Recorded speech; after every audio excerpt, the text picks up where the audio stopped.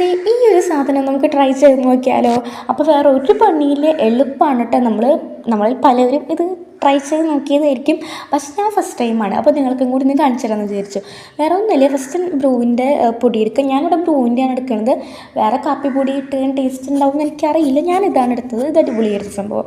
പിന്നെ കുറച്ച് പഞ്ചസാര ഇട്ടു, പിന്നെ കുറച്ച് ചൂടുവെള്ളം ഒഴിച്ച് ഞാൻ നന്നായിട്ട് മിക്സാക്കി എടുക്കുന്നുണ്ട്. നിങ്ങൾക്കവിടെ ബീറ്ററോ ബ്ലെൻഡറോ എന്ത് വേണമെങ്കിലും എടുക്കുക. ഞാൻ ഈ ഒരു സാധനം വെച്ചാണ് ഞാൻ നന്നായിട്ട് ബ്ലെൻഡാക്കി എടുക്കുന്നത്.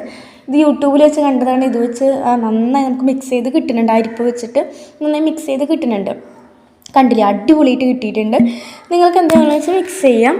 പക്ഷേ ടീസ്പൂണൊക്കെ വെച്ച് ആക്കുമ്പോൾ ഇങ്ങനെ മിക്സ് ആക്കി കിട്ടുമെന്ന് എനിക്കറിയില്ല, ഞാൻ ചെയ്ത് നോക്കിയിട്ടില്ല. എന്നിട്ട് ഞാനത് വേറൊരു ഗ്ലാസ്സിലേക്ക് മാറ്റി വെക്കുകയാണ് ചെയ്യുന്നത്. അതിൻ്റെ കൂടെ തന്നെ ഞാൻ പാല് കുറച്ച് ചൂടാക്കാൻ വെച്ചിട്ടുണ്ടായിരുന്നു. ഇതെല്ലാം കഴിഞ്ഞ് അവസാനമാണ് നമ്മൾ പാല് ഒഴിക്കണത്.